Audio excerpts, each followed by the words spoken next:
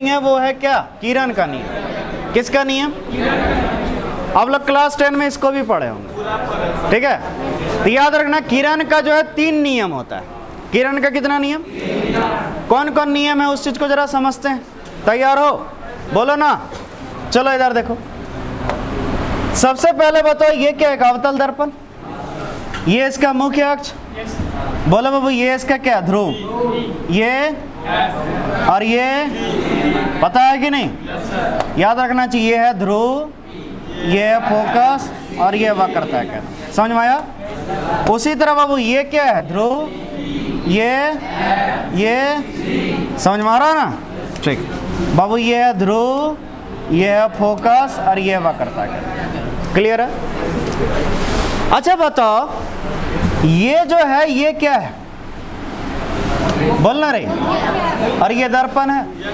अब सुनना, मान लो कोई प्रकाश किरण, क्या ये जो मुख्य अक्ष है ना, इसी के समांतर होकर के ऐसे करके आ रही है और दर्पण से टकरा रही है।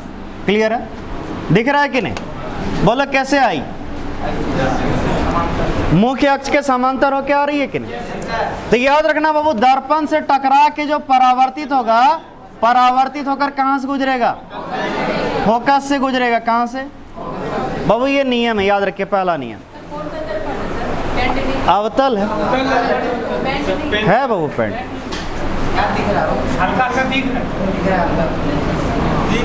पॉलिश किए हैं। किताब सब में ऐसे ही रहता है, ठीक है। या फिर आप भी बना सकते हैं, जैसे आप पेंसिल से बनाइएगा ना, तो जैसे आप इस तरह करके बना लिए और पेंसिल से इधर क्या कर दीजिए, खाली ऐसे हल्का हल्का थोड़ा सा उसका परछाई बना दीजिए, वो कहलाएगा अवतल दर्पण। समझ में आ रहा? और तुमको अगर कंफ्यूजन लगे तुम ऐसे ऐसे ऐसे कर लेना, बुझ गए। लेकिन बाबू इस तरह भी चलता है, ऐसा ही रहता है। क्लियर है? कोई टेंशन? तो बाबू ये है क्या? अवतल दर्पण। कौन दर्पण? इधर से कोई प्रकाश किरण आई, कहां से? मुख्य अक्ष के समांतर होकर आई, दर्पण से टकरा के कहां से गुजरेगी? अगर इधर से भी जाता ना, अगर मुख्य अक्ष के समांतर होकर जाता, टकरा कैसे गुजर जाता? क्लियर है? आप किताब सब में देखे भी होंगे, इधर से भी बना होगा, इधर से भी बना होगा। लेकिन हम फिगर ज्यादा गंदा नहीं करना चाहते हैं, बस एक तरफ बना दिए। चलो यहाँ देखो, ये क्या है? मुख्य अक्ष है। अब यहाँ भी बाबू कोई मुख्य के समांतर होकर कहां से टकराया? बोलना। मुख्य अक्ष के समांतर होकर टकराया। बोलो जानते हो ये कैसे चल जाएगा?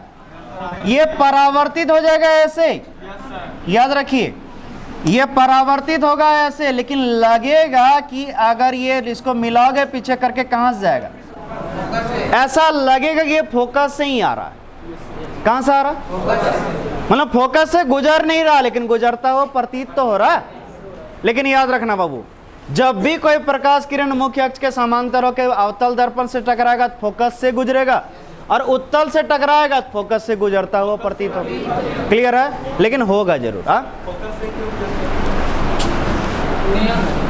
नहीं नियम नहीं है। चलो ये पूछ दिया तो बता ही देते हैं, लो समझो तब। अरे सब समझे, क्या टेंशन ले? अच्छा टेंशन क्यों ले रहा? हम हैं।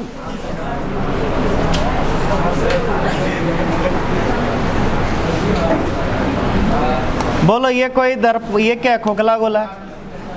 कौन गोला है? हम जो है इसको यहाँ से यहाँ तक इसको क्या कर दिए? पेंट कर दिए। बोलो ये दर्पण हो गया यहाँ से यहाँ। बोलो हुआ? इसका ये केंद्र हुआ। बोलो ये क्या है? इसका मुख्य अक्ष। बोलो ये ध्रुव हुआ।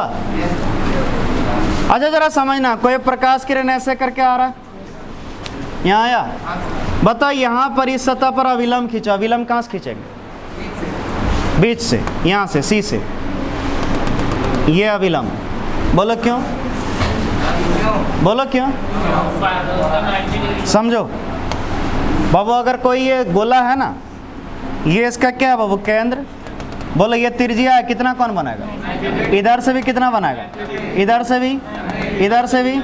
बोलो बाबू केंद्र से कोई भी जब त्रिज्या खींचते हैं वो सतह के साथ 90 डिग्री बनाता है, और अविलंब तो सतह के साथ 90 डिग्री होना चाहिए। तो बोलो अगर इस बिंदु पर अविलंब खींचेंगे तो सी से ही खींचना होगा।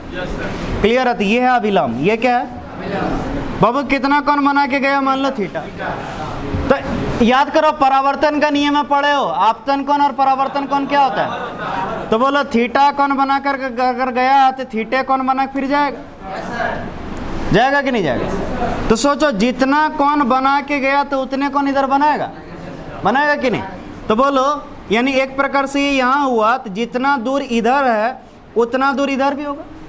तो बोलो ये अगर बाबू क्या ध्रुव है और ये केंद्र है तो इसका फोकस तो बिल्कुल बीच में होता है, तो बोलो बिल्कुल बीच से जाएगा कि नहीं जाएगा। इसीलिए बुझ गए आप, बोलना ठीक।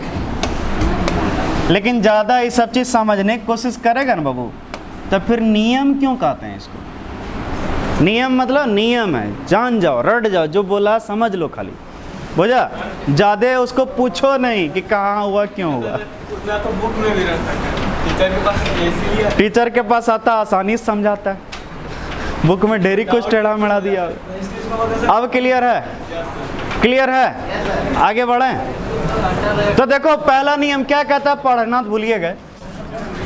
जब कोई प्रकाश किरण, कौन किरण, मुख्य अक्ष के समांतर होकर दर्पण से टकराती है, मुख्य अक्ष के समांतर के कहां से टकराती है, तो परावर्तित होकर दर्पण के फोकस से गुजरती है या गुजरती हुई। समझ में आया, ये था पहला नियम। बोलो जानते थे कि नहीं जानते थे। चलो दूसरा, कौन, बोलो बाबू ये क्या है, ध्रुव। ये बोलो ये इसका फोकस इधर होगा, अच्छा इधर। और ये ध्रुव है, ये फोकस है, ये वक्रता केंद्र है। ये ध्रुव है, ये फोकस है और ये वक्रता केंद्र। समझ में आया। चलो समझो बाबू यहाँ नियम। मान लो कोई प्रकाश किरण आई आई आई और डायरेक्ट जाके ध्रुव से टकराई। कहाँ से टकराई, अच्छा बताओ बाबू, जब ये ध्रुव से टकराई होगी तो क्या ये कुछ कोण बनाई होगी कि नहीं। मान लो कितना कोण बनाई, थीटा, ठीक है। तो बाबू जितना कोण बना के टकराया ना, सेम टू सेम उतना ही कोण बना के क्या होगा, परावर्तित भी होगा। क्लियर है। अगर मान लो 10 डिग्री कोण बना के टकराया होगा तो परावर्तित भी होगा, 5 डिग्री से आपतित हुआ होगा तो परावर्तित भी। समझ में आया। तो याद रखिए, लेकिन सीधा डायरेक्ट कहां से टकराना चाहिए। इसके पीछे भी क्या रीजन है, चलो समझा देते, नहीं तो फिर पूछिए देगा। चलो समझा देते। बोलो बाबा इसका केंद्र ये है, बोलो है। तो बोलो इस सतह पर अविलंब यही न खिंचाया, बोलो हुआ। तो अविलंब के साथ जितना कोण बना के आता उतने कोण बना के जाता है। प्रूफ, ठीक। प्रकाश कहीं भी आ सकता है, कहीं भी आ सकता है, लेकिन हम लोग 3 ठो वाला देखते हैं, एक समांतर वाला, एक ध्रुव वाला और एक केंद्र से जो है आता बहुत सारा। बुझ गया। चलो यहाँ देखो बाबू, डायरेक्ट कहाँ से टकराया प्रकाश किरण, ठीक है। कितना कोण बनाकर, मान लो थीटा कोण बनाकर। तो टकरा के जो परावर्तित होगा बाबू वो ऐसे होगा जैसे कितना कोण बना रहा हो। समझ में आया। मतलब जितना कोण बना के आपतित होगा उतने कोण बना के, लेकिन तब जब डायरेक्ट कहाँ से टकराए, ध्रुव से। देखो जब कोई प्रकाश किरण मुख्य अक्ष से कुछ कोण बनाकर दर्पण के ध्रुव से टकराती है तो वह मुख्य अक्ष के समान, मुख्य अक्ष से समान कोण बनाकर क्या होती है, यानी जितना कोण बना गया था समान कोण, यानी उतना ही कोण बना के परावर्तित होगा। क्लियर है। ये दूसरा नियम था। तीसरा, थर्ड बाबू वो ये क्या है, ये क्या है, और ये बोलो बाबू ये ध्रुव, फोकस, वक्रता, ध्रुव, फोकस, वक्रता। कोई टेंशन। अगर बाबू कोई प्रकाश किरण मान लो कहां से आ रही है, दर्पण के वक्रता केंद्र से आके कहां टकराई, तो याद रखना जैसे आएगी ना वैसे ही लौट जाएगी, जैसे आएगी। इसका भी प्रूफ समझ लो। बोलो इसका अभिलंब अगर यहाँ डालेंगे तो सी से डालेंगे तो यही अभिलंब हुआ।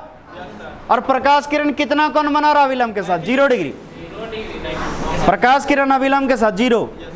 समझो बाबू, अभिलंब यही है, इधर आ रहा जीरो, तो बोलो जीरो से आया था, जीरो बना के चल गया। क्लियर है? यहाँ देखो, यहाँ भी ऐसे आ रही है जैसे लग रहा है कि कहाँ से गई, ठीक है, ऐसा लग रहा है कि ये कहाँ से जा रही है,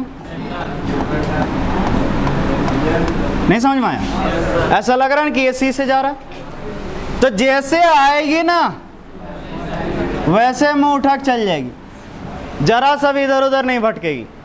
लेकिन किधर से आना चाहिए बाबू? अगर सी से होके गुजरोगे तो जैसे आओगे वैसे जाना पड़ेगा, वहां कुछ नहीं होने वाला है।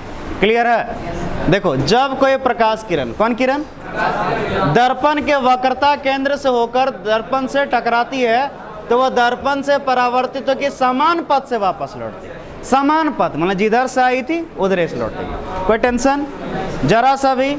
तो ये था बाबू किरण का 3 ठो नियम। क्या ठो नियम? उम्मीद करते हैं आपको जरूर पता होगा।